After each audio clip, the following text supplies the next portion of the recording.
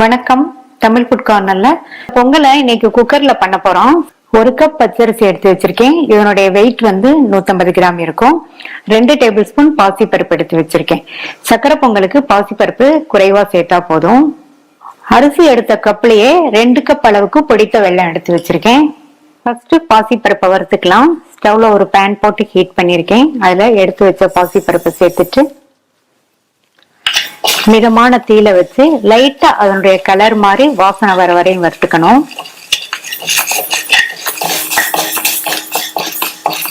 நல்ல வாசனை வந்துருச்சு. அதனுடைய கலரும் லைட்டா மாறி இருக்கு.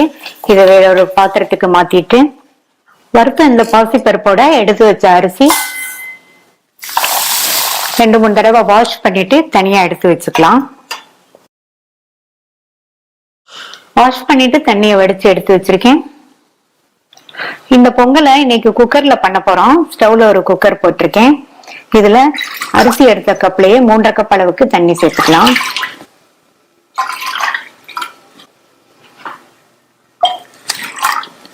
இந்த தண்ணி நல்லா கொதிச்சு வரட்டும். இப்ப தண்ணி நல்லா கொதிக்குது. இந்த மாதிரி கொதிச்சதுக்கு அப்புறமா வாஷ் பண்ணி வச்ச அரிசி பருப்பை சேர்த்துட்டு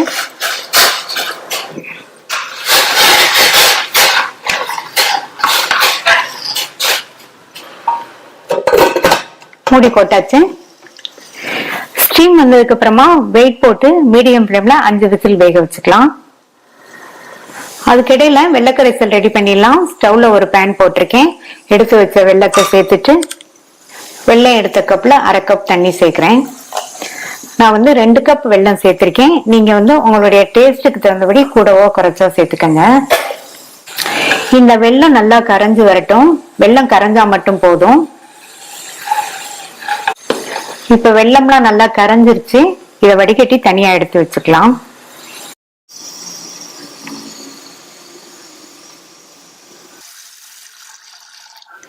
அஞ்சு விசில் ஸ்டீம் எல்லாம் போயிடுச்சு.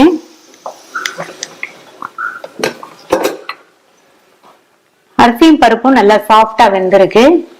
பொங்கலுக்கு நல்லா சாஃப்டா வேக வச்சுக்கணும். இத இப்ப இந்த மாதிரி லைட்டா மசிச்சு விட்டுருங்க.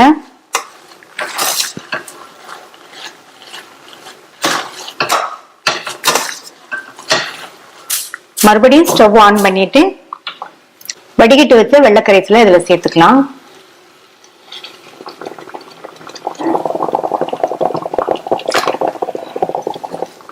நல்லா மிக்ஸ் பண்ணி விடணும்.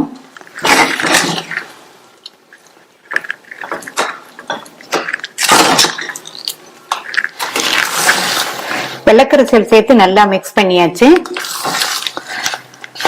இப்ப நம்ம சேர்த்த வெள்ளக்கரைசலோட சேர்ந்து ஒரு 2ல இருந்து 3 நிமிஷத்துக்கு வெந்துட்டு இருக்கட்டும்.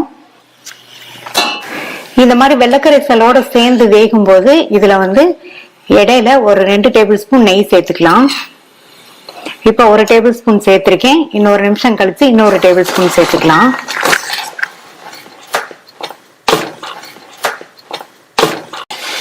இப்ப மறுபடியும் இன்னொரு டேபிள் ஸ்பூன் நெய் சேர்க்கிறேன்.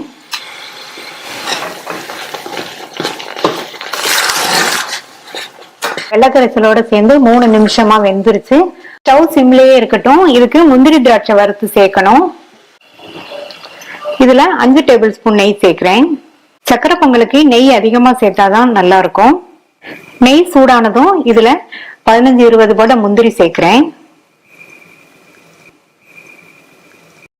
இப்ப முந்திரியோட கலர் லைட்டா மாறிட்டு வருது. இந்த ஸ்டேஜ்ல உலர்ந்த திராட்சை கொஞ்சம் சேர்க்கலாம். உலர்ந்த திராட்சையும் நல்லா ஊற்றி வந்துருச்சு. இதை பொங்கல்ல சேர்த்துடலாம். இது கூட 1/2 டீஸ்பூன் ஏலக்காய் பவுடர், 2 பிஞ்ச் சால்ட் சேர்க்கிறேன். சிம்லயே வச்சு நல்லா மிக்ஸ் பண்ணி விடுங்க.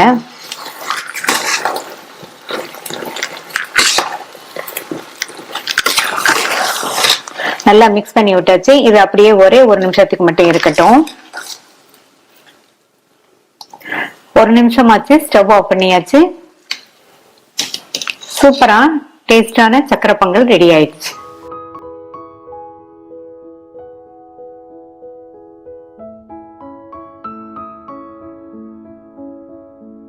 தக்காளி வெங்காய கார சட்னி பண்ண போறோம்.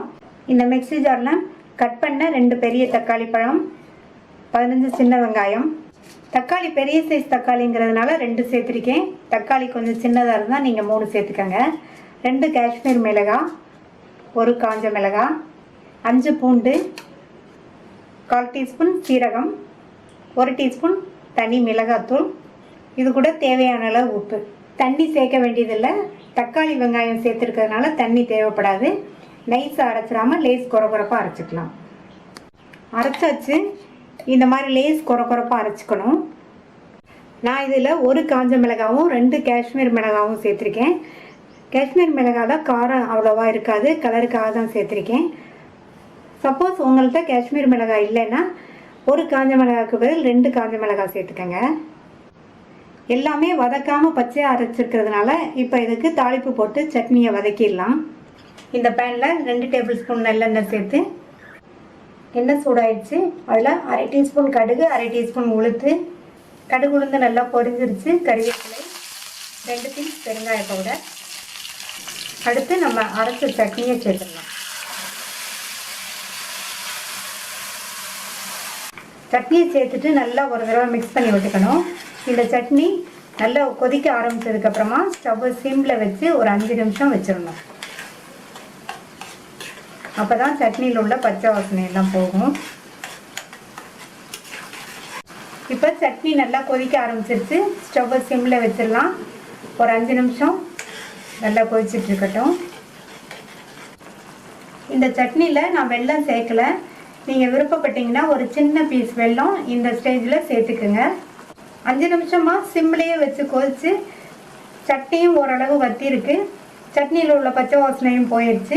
நம்மளுடைய சுவையான தக்காளி வெங்காய கார சட்னி ரெடி ஆயிடுச்சு.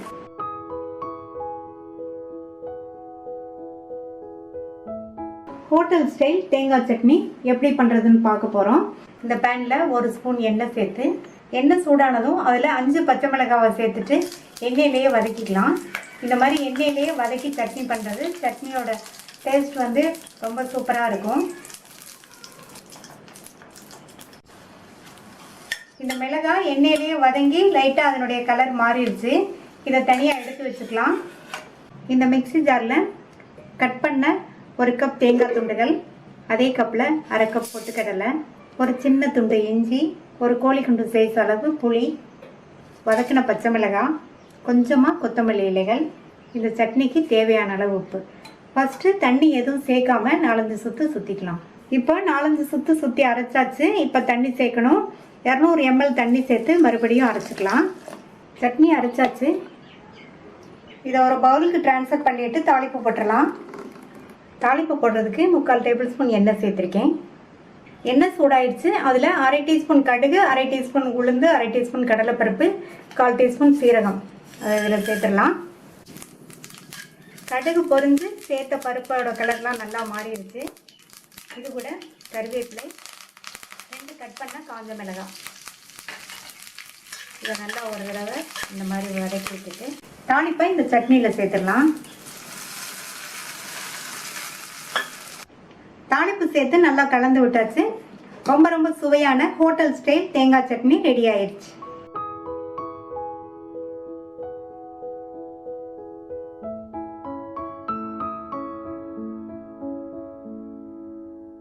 இட்லி மாவு குணுக்கு 3 கப் இட்லி மாவு எடுத்து வச்சிருக்கேன். கரெக்டான புளிப்புள்ள இட்லி மாவு. இதில் 2 டேபிள் ஸ்பூன் மைதா சேர்த்துக்கலாம். மைதாக்கு பதில் நீங்கள் ரவை சேர்க்கறதுனாலும் சேர்த்துக்கங்க.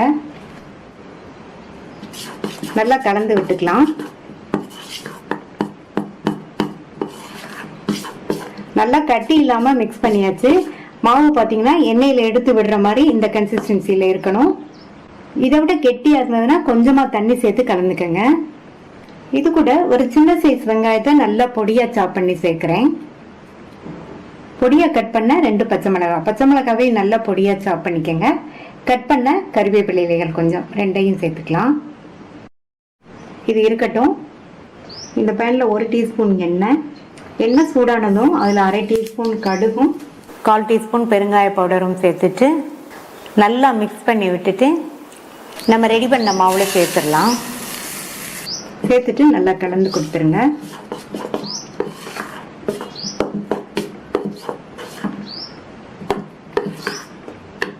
அடுத்து இதுல உப்பு சேர்க்கணும். இட்லி மாவுல உப்பு இருக்கும். நம்ம சேர்த்த வெங்காயம் பச்சை மிளகாய்க்காக கொஞ்சமா ஒரு 1/4 டீஸ்பூன் மட்டும் உப்பு சேர்க்கிறேன். 2 பிஞ்ச் சமையல் சோடா சேர்த்துக்கலாம். நல்லா மறுபடியும் மிக்ஸ் பண்ணி விட்டுறலாம். அவ்வளோதான். மிக்ஸ் பண்ணிட்டு நம்ம எண்ணெயில் ஊற்றி எடுத்துடலாம். மாவு இந்த மாதிரி இருக்கணும். எண்ணெய் சூடாயிடுச்சு. நம்ம ரெடி பண்ணி வச்ச மாவை நல்லா மிக்ஸ் பண்ணிட்டு ஸ்பூனில் எடுத்து கொஞ்சம் கொஞ்சமாக விட்டுறலாம். நீங்கள் எண்ணெயில் சேர்க்கும் போது ஸ்டவ்வை வந்து சிம்மில் வச்சுட்டு சேர்த்துக்கோங்க.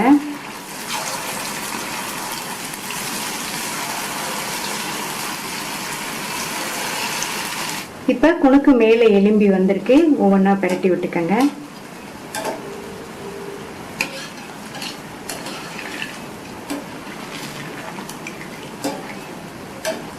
சிம்பிளே வச்சு இந்த மாதிரி பிரட்டி பிரட்டி எடுத்தோம்னா குணுக்கோட கலரும் மாறாமல் இருக்கும். நல்லா வெளியில் மொறுமொறுன்னு இருக்கும். நல்லா பிரட்டி பிரட்டி விட்டு லைட் ப்ரௌனாக வந்துடுச்சு.